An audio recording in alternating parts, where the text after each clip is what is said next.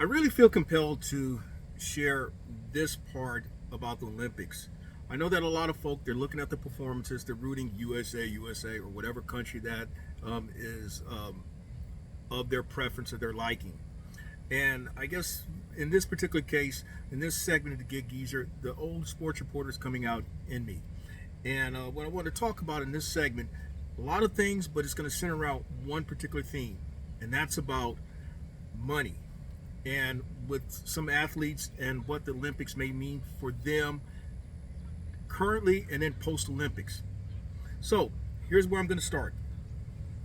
Last night, August 7th, 2024, Gabby Thomas, won the Olympic gold medal in the women's 200-meter final. She ran a time that's very much what she ran. She ran 21.8, but she won in a very commanding fashion, pulling away from the 100-meter champion, Miss Julian Alfred from St. Lucia, and won by about 3-4 meters. Miss Thomas, I would say, is the total package. And what I mean by that, someone who is, I believe, is highly marketable. And she has the resume.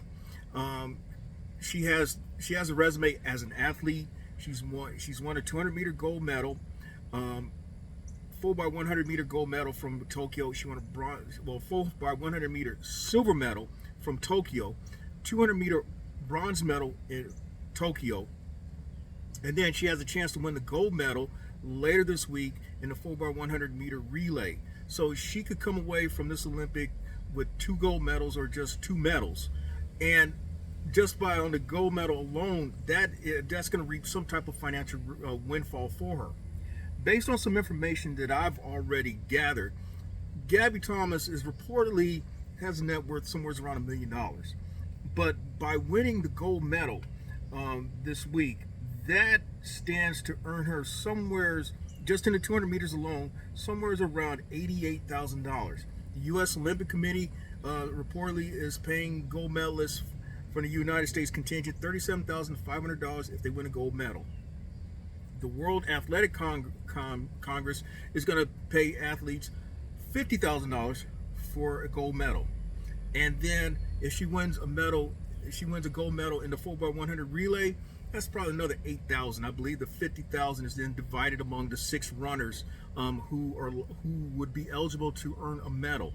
So she could come away with close to $100,000 if she wins 2 gold medals. Now, where I think Gabby Thomas stands to really capitalize is on, again, her portfolio, what she stands for, what she's done academically. She's earned from Harvard. She earned from Harvard a bachelor's in neurobiology with an emphasis in global health, and then she earned a master's from the University of Texas in epidemiology. And while she was training for the Olympics, she spent 10 hours a week volunteer work in Austin, working in public health, the private sector, or the nonprofit sector, I should say. Now, if anybody's ever seen Gabby Thomas talk, I think she would be a natural. She has the personality, the effervescence, the bubbly personality. She's just got the total package. So moving to the next athlete, and this is where I want to draw a nice little comparison here. Sydney McLaughlin-Levrone. She stands to run for the gold medal today, August 8, 2024. By the time this comes out, most people see it, it will be today, August 8, 2024. Her chief rival, as I mentioned in another Geezer upload, is Femke Bol from Netherlands. They both ran in the Olympic final in 2021. Sydney won the gold medal and set a world record. Femke Bol finished 3rd. Sydney went on to run in the 2022 World Champions, as did Femke. Sydney broke a world record in that event. Femke finished 2nd. Sydney did not run last summer in the World Championships, and Femke won her first World Championship. So coming in, they are the 2 most recent World Champions. Femke ran a personal best of 50.95 earlier this year. Sydney broke her own world record in the U.S. Olympic trials. And for breaking the world record, that earned her $100,000 from the World Athletic Congress. So, let's talk the money part. It's reportedly, Sydney earns about $2 million a year. $1.5 million of which is a contract she has with New Balance. And also reportedly, Femke Bol has a contract with New Balance. But Sydney really stands to capitalize if she can defend her Olympic title. How, we don't know. But she does. She has been seen in a commercial like with Sports Center. She's done a Neutrogena commercial, and there are other, opportunities that she's had. But can she go even further? That's the conversation piece. And also, if I would draw a comparison, Sydney has a more serious demeanor.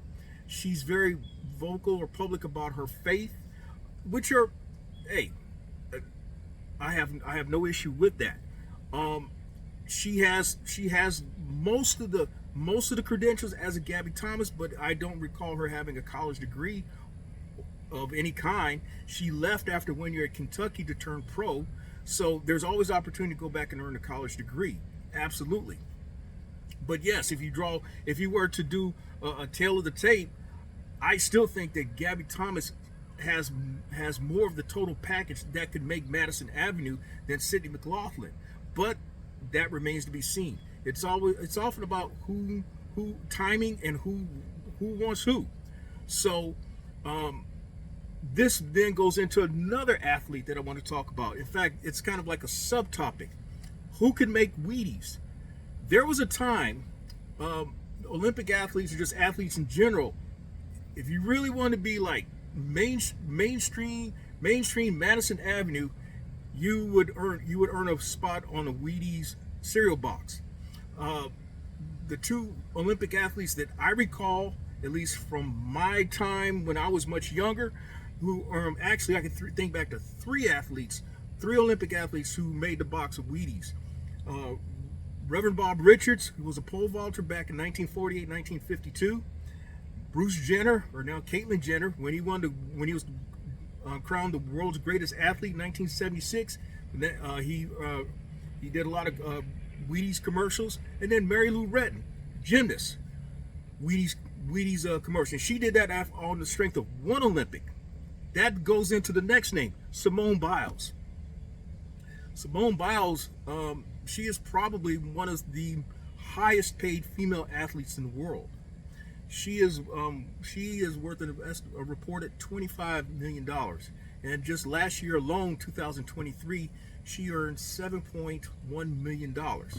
Now, see, Simone Biles won 3 gold medals in this year's Olympics and a silver medal. She reportedly earned $135,000 for those 3 gold medals. Now, I would be interested to see if she makes it to Wheaties, makes it to the cereal box, because she's got a whole list of other endorsements. Visa, Uber Eats, Beats by Dre, Mattress Firm. Let's see, what else did I have here? K18 Hair Care, Athleta, which is what Allison Felix represents. She had as a deal with Athleta. GK Elite, that's for gymnastics. Tide, and then Procter Gamble. But that isn't Wheaties, General Mills. You would think though that that's probably the last thing that Simone needs the last commercial or marketing milestone would be something like on the cereal box. I mean, if Mary Lou Retton can get it for a couple of gold medals in one Olympiad, and she was 16 years old, Simone Biles has been to 3 Olympics. She's won the all-around twice. She's won the most gold medals by any gymnast. She equaled a feat from the name that comes to mind is Vera Česlavka from Czechoslovakia, being one of a handful of women who won 2 women's all-around gymnastic titles. But yet, Simone Biles is not on Wheaties. I know that I've talked about 10 minutes into this segment, but there's another name that I want to throw out there, a name that not many people have heard of, She does not have the Olympic history because she just earned a spot on her first Olympic team. But this is kind of the opposite. This is kind of the opposite, and she was very vocal about that. If you want, check out the Pivot podcast with Channing, Fred Taylor, and Ryan Clark, Channing Crowder, that is, and they sat down with her for about an hour. Alasia Johnson is a 100 meter hurdler. She qualified for the semifinals to be run later this week. The field is very competitive, so she has just as much as chance as anyone else to medal and possibly pull off a surprise by winning the gold medal. But she spoke of how she earned the spot on the Olympic team without a sponsor.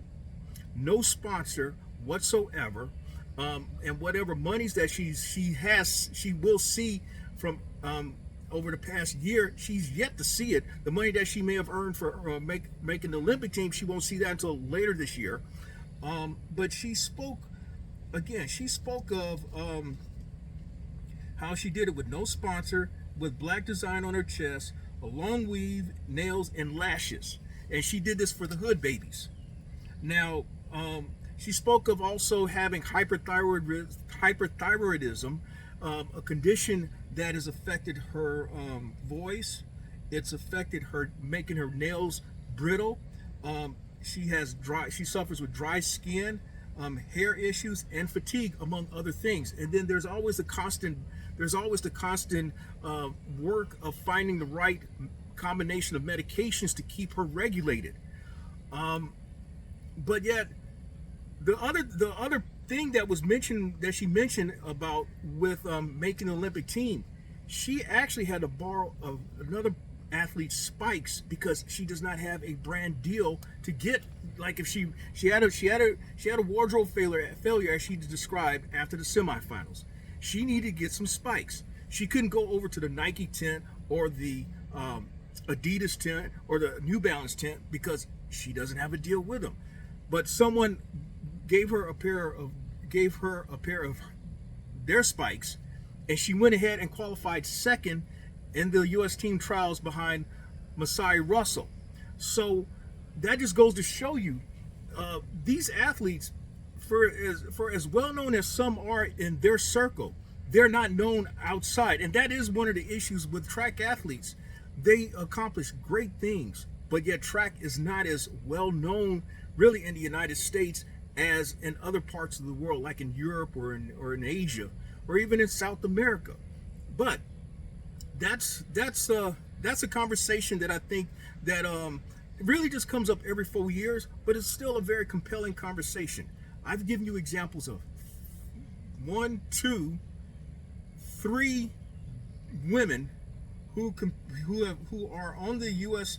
Olympic, who made the U.S. Olympic team in track and field. Actually, four athletes: Sydney McLaughlin, Gabrielle Thomas, Simone Biles, and Alasia Johnson. And four different